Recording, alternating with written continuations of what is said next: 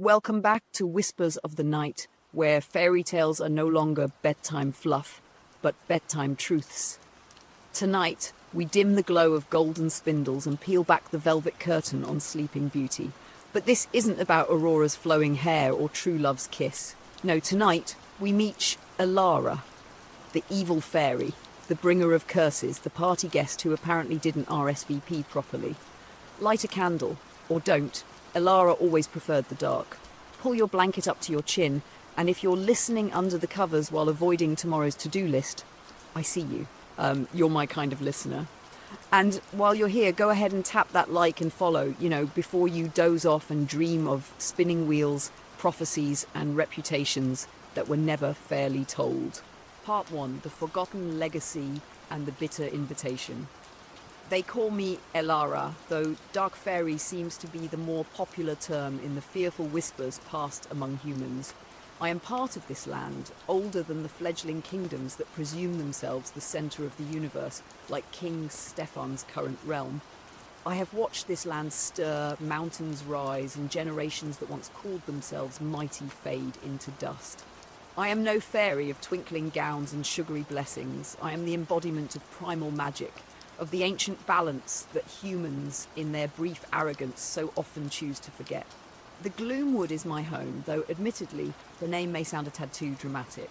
In truth, it's merely a dense, shadowy forest where magic still runs thick and nature's laws are revered above all else. So unlike the artificial walls and rigid rules of men. And then came the news. Queen of Stefan had finally born a daughter. The kingdom burst into a frenzy of preparations for the christening, a spectacle that, according to Griselda, my sarcastic and ever-watchful raven companion, was as loud and gaudy as a travelling circus. All the trendy New Age fairies were invited, those fluttering little things with just enough magic to make off-season flowers bloom. And me, Elara, who has silently guarded this land since time immemorial. The silence from the castle was more grating than any insult. They're too busy choosing ribbon colours for the princess's bows, madam. Griselda reported with her usual disdain after a recon flight near the capital. Apparently, an ancient force overseeing untamed magic doesn't make the VIP guest list. I merely raised an eyebrow. Their disregard was nothing new. Young King Stefan, with his dreams of building a civilized kingdom, had long tried to purge what he considered superstition, including me and the ancient magic I represent. He dreams of a future lit by chandeliers, not forest wisps. He fears what he cannot define, what he cannot control. His grandfather, at least, had the wisdom to offer annual tokens at the forest's edge.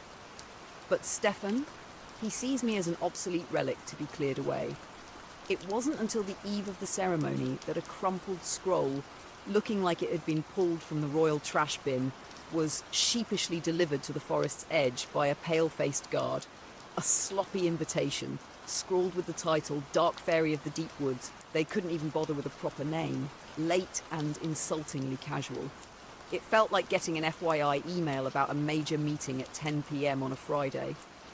Well, they finally remembered you exist, Griselda sneered, probably after sending all the proper invitations to the fairy godmother sorority. Part of me wanted to ignore it. Let them wallow in their glittery wishes and pompous parties. But another part, one that had seen too many civilizations crumble from ignorance, would not allow it. This wasn't just wounded pride, it was a sign of something far more dangerous, a fraying bond between humanity and the ancient forces, a forgetting that would carry a heavy price. I will go, I decided, my voice calm but resolute. Griselda was so shocked she nearly dropped the pine cone she'd been fiddling with.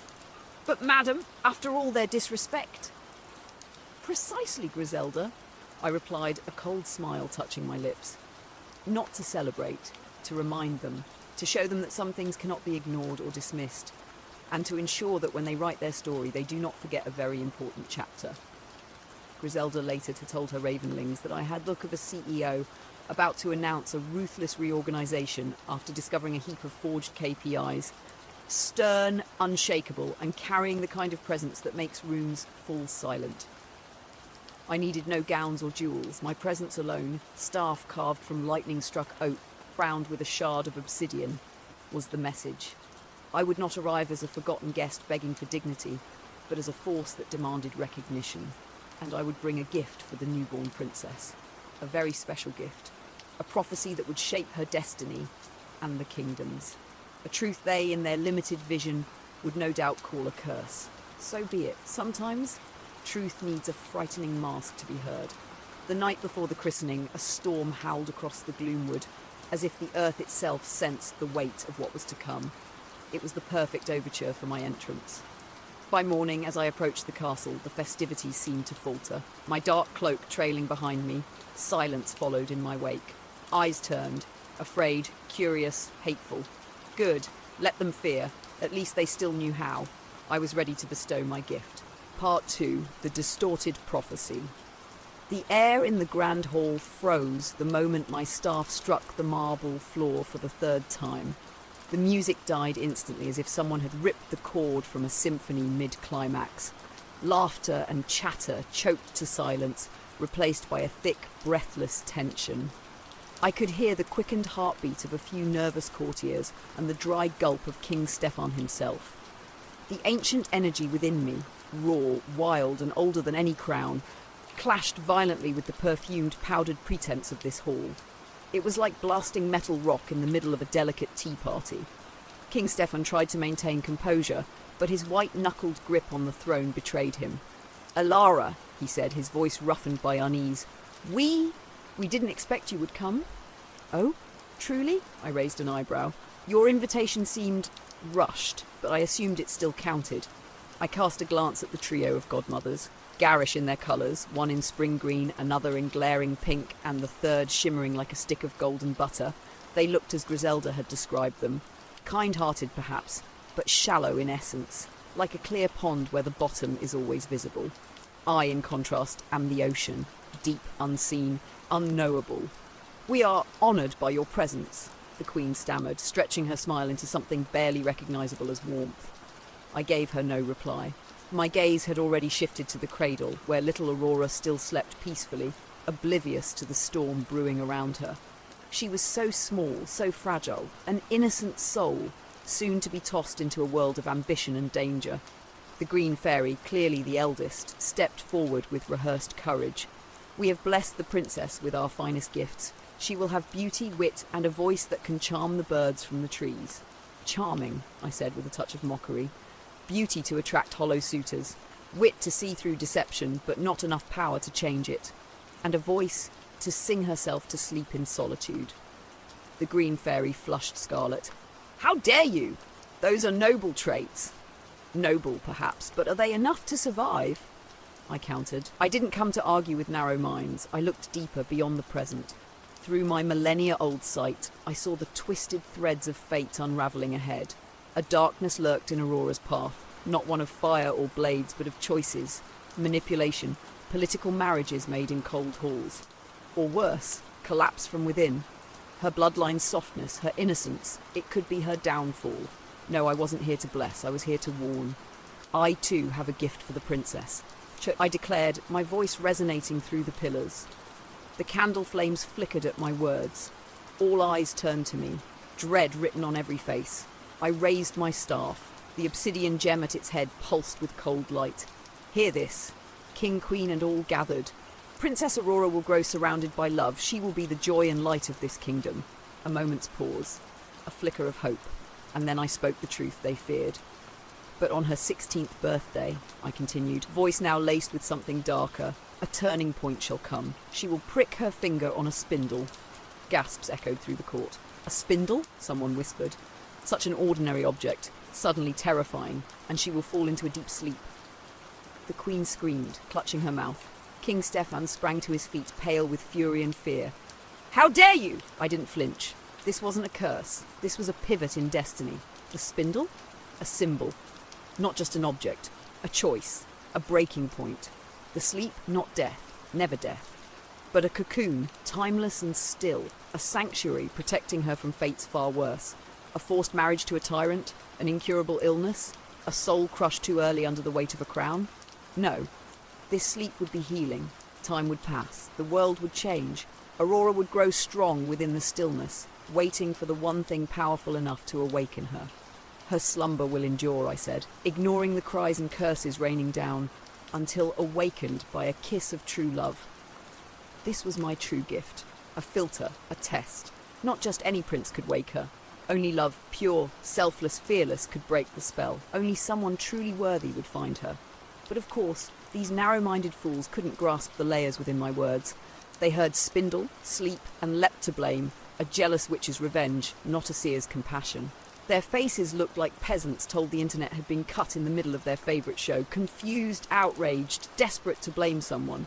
And just then, the yellow fairy, silent until now, stepped forward, trembling but resolute. "I cannot undo your prophecy," she said, her voice trembling but clear. "Your power is too great, but I can soften it."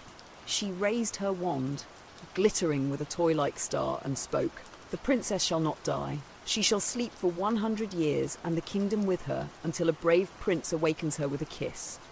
A hush fell over the room, followed by sighs of relief and whispered thanks. They praised her as a saviour, a hero who banished the dark. I smiled faintly. Soften it? In truth, she had changed nothing.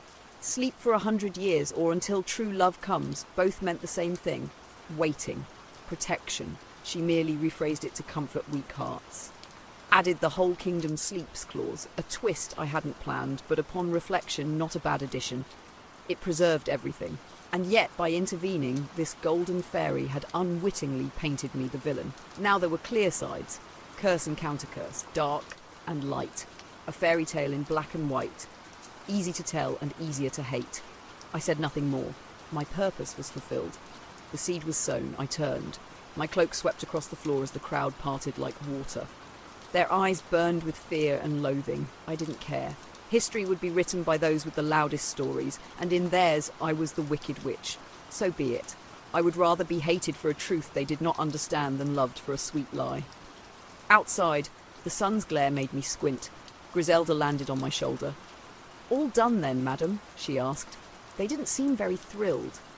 "Their joy is not my concern, Griselda," I replied, a cold smile forming. "I care only for balance, and sometimes balance requires a little chaos." Behind me, the castle gates slammed shut. Let them think they had closed a nightmare behind them. Little did they know what they feared was only just beginning. Part 3. The futile efforts to protect. 16 years. A blink of an eye to me, but a lifetime to a human. After that boisterous theatrical day at the christening, I returned to the stillness of the Gloomwood. But that didn't mean I abandoned everything. Through Griselda's sharp eyes, and through the whispers of wind threading through every nook and cranny, I kept watch over young Princess Aurora. King Stefan, in a panic fueled by my curse, followed the advice of the 3 fairy godmothers. A grand plan was devised, to hide the child away until her 16th birthday passed, in hopes that my prophecy would simply expire like a forgotten pack of instant noodles in a dusty cupboard. How quaint, but my words are no expiration date spell. They are threads already woven into the fabric of fate. And so the 3 fairies, Bloom, Sunbeam, and Evening Breeze, or some equally saccharine names they picked for themselves when mingling with mortals, spirited Aurora away to a rickety cabin deep in the woods. They gave up magic and tried to live like common peasants, thinking such mundane disguises could fool me, as if not waving their little wands would make me blind to their presence. I laughed dryly when Griselda reported how the trio struggled to start fires or bake a cake without magic. They looked, she said, like pampered city kids on their first wilderness camping trip, hopelessly out of place. "Can you believe it, Elara?" Griselda cawed, shaking her feathers as if ridding herself of the idiocy she had witnessed. Flower Mist tried to clean the house with magic and turned the mop into a dancing snake. And Sunny Day tried to bake Aurora's birthday cake, but it grew into the rafters and then collapsed like a melting swamp. I merely shook my head. Ignorance, Griselda, can be more dangerous than malice. Still, I had to admit, Aurora grew up like a wildflower in the forest. She had a purity, a lightness, rarely seen in royal children. She ran among the ancient trees, befriending birds and beasts, though not my kind, and her laughter sometimes floated all the way to the edges of the Gloomwood, bringing with it a trace of warmth. I watched her from afar. I saw her beauty take shape, her curiosity unfold. But I also saw the lack. The fairies, in their misguided attempt to shield her from the curse, had overprotected her. They didn't teach her the harsh truths of the world, no talk of betrayal, of political traps, of the weight a royal bloodline bears. No tales of magic, of me, or the unseen forces that still shaped her world. Aurora lived in a bubble of pink illusions where every problem was clumsily handled by 3 bumbling guardians. She became delicate, fragile, like a greenhouse flower that wilts at the first frost. And that disappointed me. My gift, the deep sleep, was in part meant to give her time to grow from within, to let her soul ripen before being flung into the flames of fate. But raised like this, she would only awaken more lost. More than once, their foolishness placed Aurora in real danger. I remember one day when she chased a white rabbit and wandered into a deadly marshland that even seasoned hunters avoided. The fairies were too busy arguing over cloak colours. If Griselda hadn't caused a ruckus to scare Aurora back, she would have sunk into the bog long before ever meeting a spindle. Another time, a starving bear wandered into their garden while the 3 were rehearsing a song, so shrill that even the bats in my cave fled. I had to stir nearby bees into a frenzy to drive the bear away. The fairies later congratulated themselves on heroically singing it off. I sighed. Their protection was sometimes worse than neglect. I never intervened directly. That was not my role. But I nudged the current now and then, made sure the larger plan stayed on course. I needed Aurora alive, healthy, ready for the day destiny called, because my prophecy was never simply a curse. It was a path, thorny, yes, but the only one I saw that could lead her to a future of meaning. And perhaps teach this kingdom a lesson about humility and the ancient forces it tried to erase. The years passed, Aurora grew beautiful, golden hair like spun sunlight, eyes the colour of autumn lakes. But in those eyes I saw too much innocence, no depth, no weight of responsibility for the people she was born to rule. She had no idea who she was, nor of the world beyond her clearing. Like a canary in a gilded cage, singing blithely, unaware of the skies or the predators waiting beyond. Her 16th birthday approached. I felt it in the air, an invisible tension. The fairies did too. They grew anxious, pacing more often, placing security around the cabin in the form of squirrel-sized mouse traps. They forbade Aurora from wandering past the tree line, all desperate acts of those trying to hold back the tide. I did nothing to stop the prophecy from unfolding. Why would I? This was the path I chose, after seeing 1,000 others. Some would call it cruel, but to me it was the highest form of protection. Sometimes, to save someone from drowning, you must first let them feel the weight of water. Sometimes, a seed must be buried in darkness before it can break through the soil. The spindle, symbol of fate, of life's thread being woven, was never something I needed to place.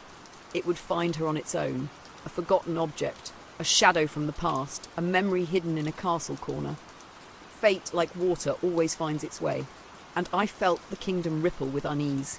King Stefan, desperate to outwit destiny, ordered every spindle destroyed, as if breaking clocks would stop time. Foolish. The day drew near. I felt no triumph, only stillness. The calm before the storm's eye. I had done what I must. The rest was up to Aurora, and the one who would come to awaken her. Griselda perched on a rock nearby, her obsidian eyes watching me. "Do you think everything will turn out all right, Elara?" I turned to her.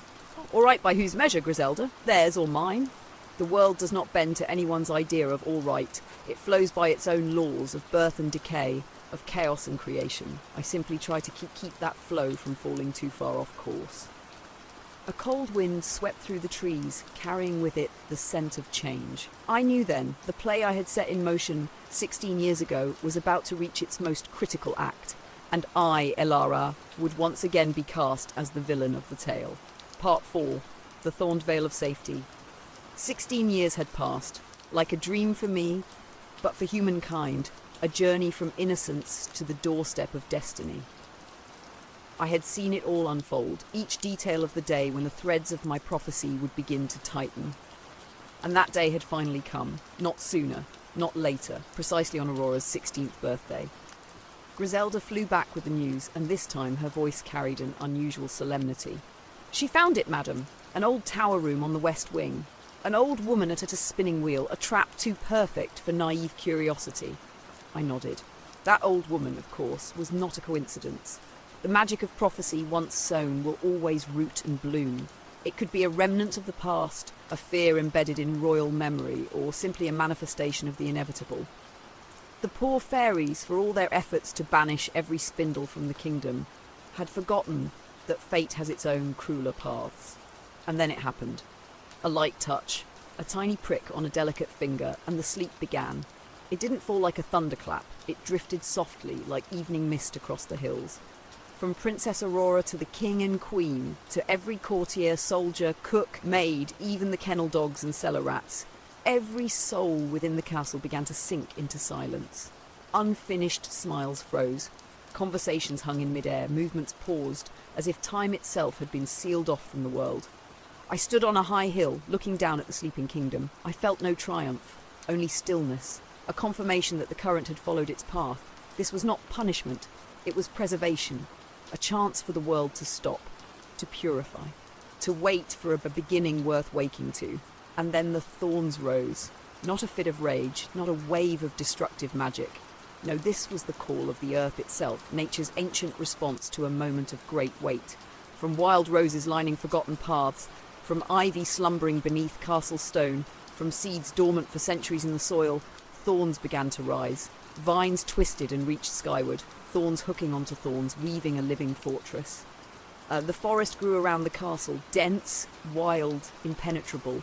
The towers disappeared behind waves of bramble and blossom. Wild roses blew in white, soft pink and crimson like blood. The whole scene looked less like a prison and more like an abandoned, haunted garden, mysterious and strangely beautiful. To outsiders it would seem cursed. But the thorned veil was never meant to imprison. It was protection, a shield on 3 levels. It warded off evil. In a world filled with greedy eyes and power-hungry neighbours, a sleeping castle filled with gold and an untouched princess would be irresistible prey. The thorns were a warning. Come closer and you will bleed. Second, it created distance through time. 100 years, maybe more, long enough for grudges to fade, for empires to fall, for new voices to rise. By the time Aurora awakened, the world would be different, safer, her enemies gone, her story a myth. It was like tending a wound, not by force, but by letting it heal in stillness. No rush, no interference, just time. And lastly, the thorns were a test. They would not open to just anyone, not strength, not power. Only one who bore love, true, selfless and unwavering, would find the path. It was a final trial, a filter, a vow. Only the worthy could pass through. And so through long decades, I became a silent sentinel. I rarely interfered, the thorns were enough. But every now and then, fools arrived, knights with dreams of glory, sorcerers chasing forbidden secrets, thieves seeking gold or the kiss of a legend. They came with swords, with spells, with fire. And they failed. The thorned veil did not kill. It simply denied. It made them lose their way. It exhausted them. It confused them. It turned their boldness into doubt and sent them home. Frustrated, humiliated, defeated. I watched from afar, sometimes amused. They didn't understand. They thought they needed stronger weapons, smarter magic. But what they truly lacked was a purer heart. Seasons passed, empires rose, kingdoms fell, wars erupted and faded. New lives were born. Others died, and the castle slept, wrapped in its veil of time and thorns, becoming legend. They called it the Castle of the Sleeping Beauty, a name both romantic and faintly terrifying. Sometimes Griselda would return from her flights and whisper of the world outside. Still the same, madame, she'd say. Still greedy, still foolish, still at war for petty reasons. But the story of the sleeping princess, it's become a symbol. Some call it a warning, others, hope. Hope, I almost smiled. Yes, hope that something pure, something gentle could still endure.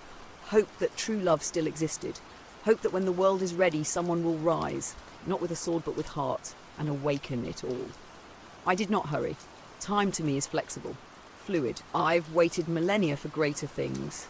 I would wait again until fate chose the right soul. The thorned veil remained. Strong, patient, silent. It was the purest protection, one not born of destruction, but of intention. It was nature's embrace, the earth's lullaby, a cradle of silence holding its precious secret in dreamless sleep, and I, Elara, would be its guardian, until the world was ready to greet her. Part 5, a trial not destruction, 100 years, or perhaps a little more. Who's counting when time flows like a quiet, endless river for someone like me? The thorned veil still stood, proud, untamed, and impenetrable. A testament to patience and to the kind of ancient power that needs no applause. Many had tried, knights dreaming of glory, sorcerers chasing forbidden truths, thieves hoping for easy riches. All of them failed.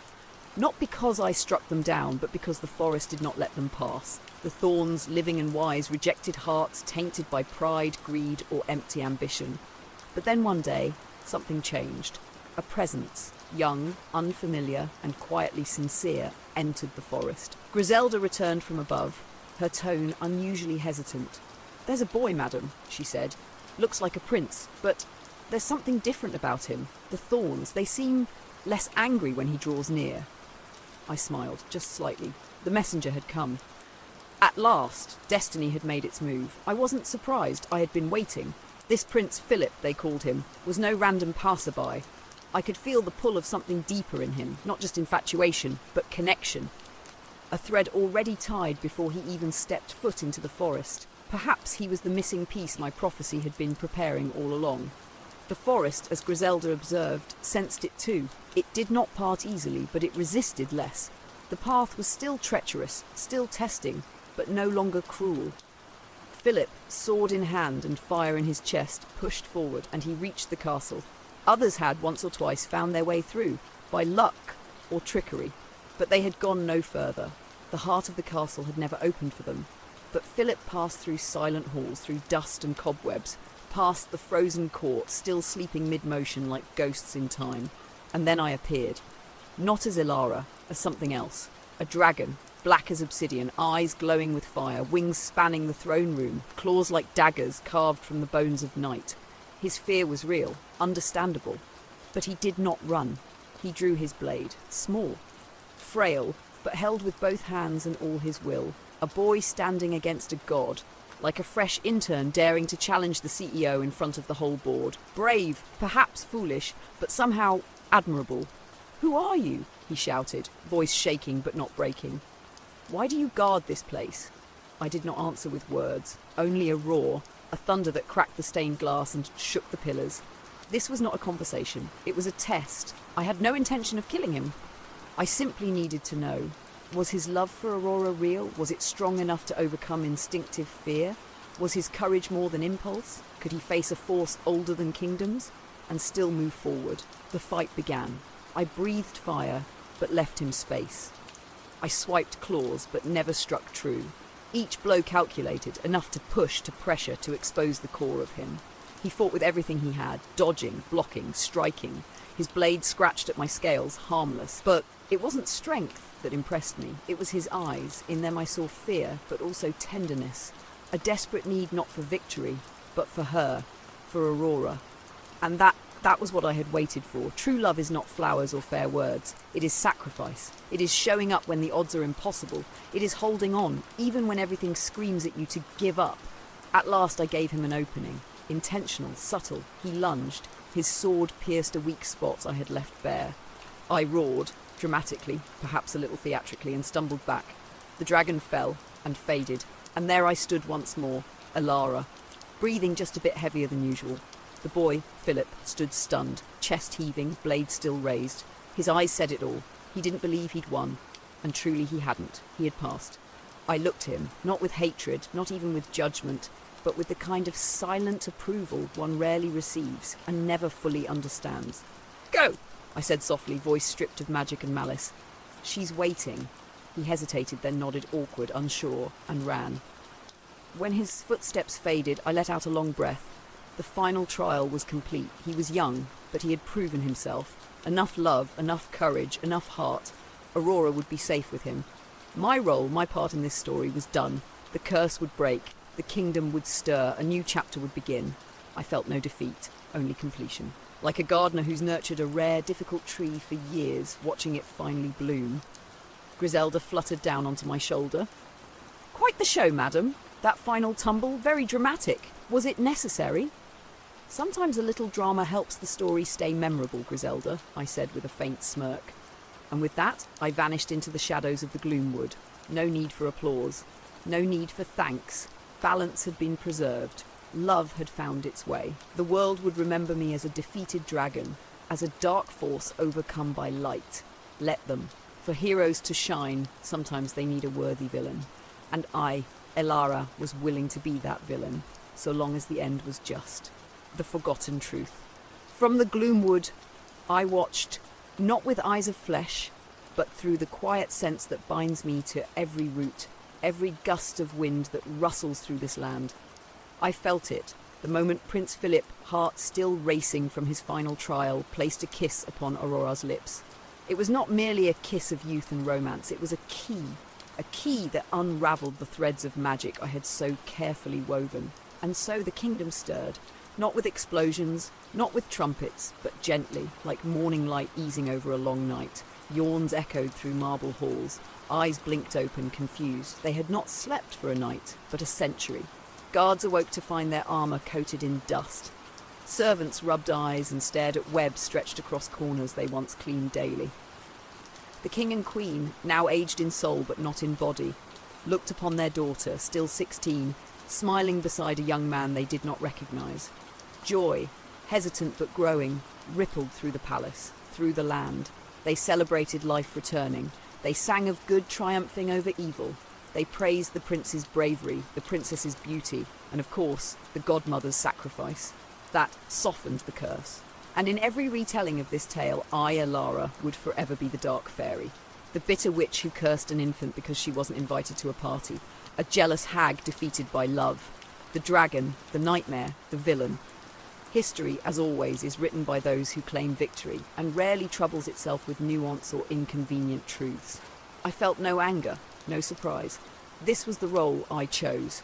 For light to shine, there must be darkness. For there to be heroes, someone must be the monster.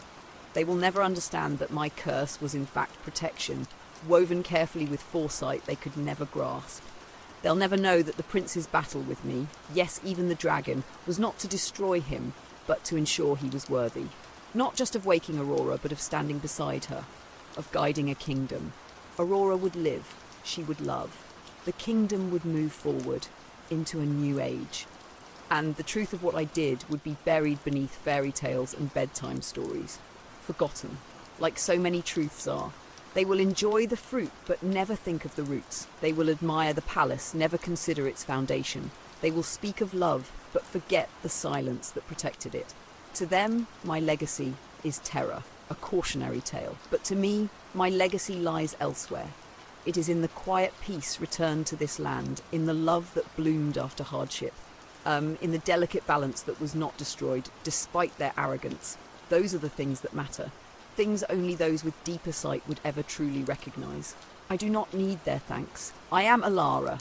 I am of the earth, of wind, of time. I was here long before their kingdoms rose, and I will remain long after their castles crumble into dust. Griselda landed beside me, her black head tilting curiously. "So it's over then?" she asked. "They're celebrating. Don't you regret that they misunderstood you?" I smiled softly. Not cold, not bitter, just calm. Human understanding has limits, Griselda. They see what comforts them, believe what makes them feel safe. My task was never to be understood, only to keep the world from breaking itself with its own blindness. And I turned, retreating once again into the hush of the forest, into the shadows of the gloomwood. My role in their story was over. Now I would return to what I have always been, the watcher, the silent guardian, the voice behind the wind that few ever choose to hear.